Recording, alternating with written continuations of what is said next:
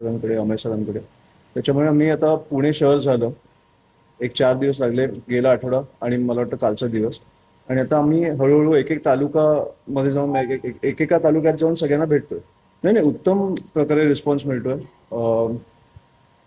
मी खरं सांगू तर अशा परिस्थितीत ज्या प्रकारे रिस्पॉन्स मिळतोय, तर मला वाटतं खरंच एक लोकांची आणि साहेबांची जी नाळ एक जोडली जी गेली आहे, जे एक कनेक्शन आहे, तसं मला वाटत नाही कुठच्या दुसऱ्या पक्षात आहे.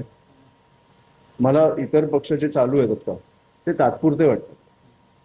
त्याच्यामुळे आमचं जे चालू आहे ते खाली ग्राउंड लेवलला जाऊन आणि जे कनेक्शन आहे ते मला वाटत नाही तुटणार. कारण मला वाटतं साहेब जे जाऊन तुमच्यासमोर बोलतात की मी ज्या ज्या कारणामुळे राजकारणात आलो, तर मला वाटतं ते राजसाहेबांना बघून आलो. कारण माणूस खरं बोलतो.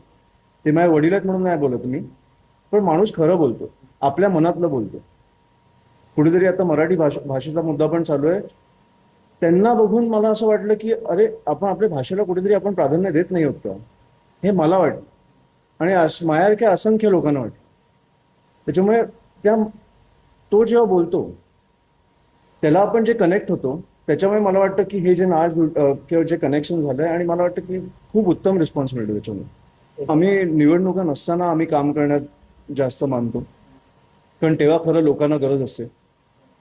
4 वर्ष लोकांना गरज असते, 5व्या वर्षी राजकारण्यांना गरज असते. त्याच्यामुळे आम्ही जेव्हा लोकांना गरज असते तेव्हा आम्ही काम करण्यात जास्त आम्ही प्राधान्य देतो.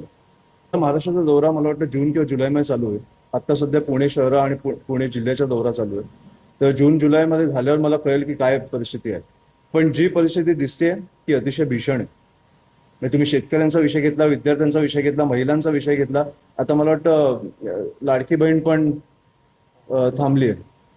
हायकोर्टाचा निर्णय आला ना काहीतरी, हा, की तुम्हाला जमत नसेल तर थांबवा ती गोष्ट, पण पैसे नाही आहेत बोलू नका, असं मला वाटतं काहीतरी हायकोर्टाचा निर्णय आला. तर हो ना. तर मला वाटतं लाडकी बहीण पण थांबली. त्याच्यामुळे जे जे तुम्ही निवडणुकीच्या तोंडावर चालू केलेलं, ज्याला मी तर बोलेन की तुम्ही ऑफिशियली पैसे देत होता, जे अनऑफिशियल पैसे दिले जातात ती वेगळी गोष्ट. ऑफिशियली तुम्ही पैसे देत होता लाडकी बहिणीच्या नावाखाली, ते पण आता थांबलंय. त्याच्यामुळे आता 4 वर्ष आपण असेच राहायचं आणि मग 5व्या वर्षी परत काहीतरी योजना घेऊन येते. असं मी त्या दिवशी बोललो की मुख्यमंत्री असताना जो कोणी असेल, आता फडणवीस साहेब आहेत, तुम्ही जर प्रेस कॉन्फरन्स घेऊन बोलला की मी पोलिसांना 24 तास फ्री हँड देतो, मला महाराष्ट्र साफ करून द्या, तर नाही होऊ शकत का? आपल्या पोलिसांची क्षमता नाही आहे का तेवढी? तर आहे.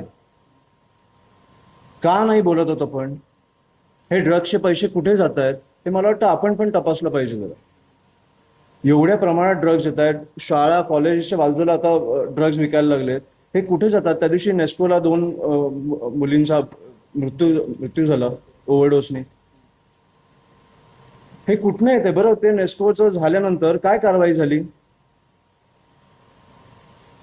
मी कधी कधी असा विचार करतो की ते आता ते लेटेंट वगैरे झाले ना, समय रैना वगैरे, एक घाणेरडा जोक मारला. घाणेरडा होता बरोबर, पण त्याच्यासाठी तुम्ही 2 आठवडे घालवले. नेस्कोसाठी 2 मुलींचा मृत्यू झाला, त्याच्यासाठी तुम्हाला काही एक कारवाई नाही, काही FIR नाही, काहीच नाही. हे आपण कधी गांभीर्याने घेणार आहोत? बरं, आपण विषय झाल्यावर 1-2 दिवसात विसरून जातो हे विषय.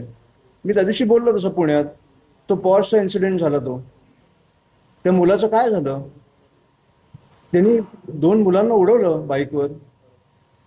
त्याला तुम्ही 300 शब्दांचा एसे लिहायला लावला. आम्हाला आता जबाबदारी दिली आहे. आम्ही हे सगळे प्रश्न घेणार आहोत.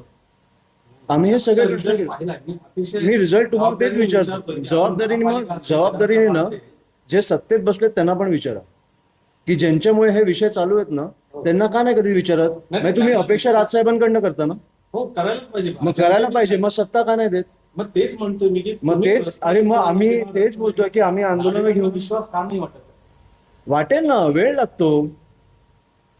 ज्या माणसांनी पहिल्या 3 वर्षात 4 वर्षात 13 आमदार आणले, नाशिकमध्ये सत्ता स्थापन केली, पुण्यात 29 नगरसेवक आले, मला वाटतं मुंबईत 28 आले, मग ह्याला विश्वास नाही बोलत का तुम्ही लोकांचा?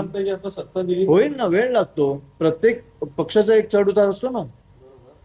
होईल ना, पण मला वाटतं सत्ताधाऱ्यांना पण तुम्ही असे विचारत जा प्रश्न. सत्ताधारी ते येतात का तुमच्या समोर? आता गावात आत्ता करतो. मला वाटतं आमची जेवढी जबाबदारी आहे ना तेवढी पत्रकार म्हणून तुमची पण. आम्ही केलंय ना. नाही, पण तुम्ही पत्रकार म्हणून प्रश्न पण विचारले पाहिजेत.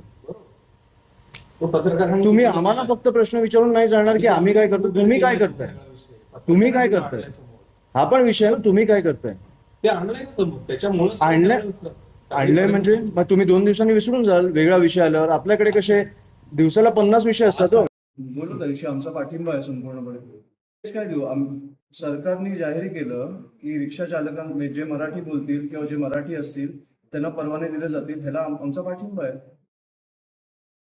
आणि मला वाटतं की ज्यांना बोलायची नाहीये त्यांनी आपल्या आपल्या शहरांमध्ये निघून जावं. तुम्ही संपावर ठामात, आम्ही आमच्या भाषेवर ठाम आहोत. त्याच्यात एवढं कन्फ्युजन काय मला कळत नाही. आणि सरकारने निर्णय घेतल्यानंतर सरकारचेच लोक विरोध करतायत. त्याच्यामुळे त्यांच्यात एकमत नाहीये. तुम्ही आम्हाला काय विचारताय? आम्ही मराठी भाषेच्या बाजूने कायम असणार आहोत. रिक्षा चालकांची एवढी ताकद आहे की मुंबई बंद करतील, ते पण परप्रांतीय. आणि आमचे मराठी रिक्षा चालक आणि जे मराठी बोलणारे रिक्षा चालक आहेत ते सक्षम आहेत मुंबई चालू ठेवायला.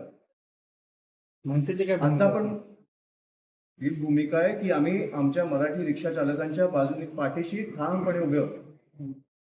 4 तारखेला संप आहे ना, आपण 4 तारखेला बोलू. पण मी आजही बोलतो, आमच्या अंगावर येऊ नका. संप करायचा शांततेत करा किंवा आपल्या शहरांमध्ये निघून जा.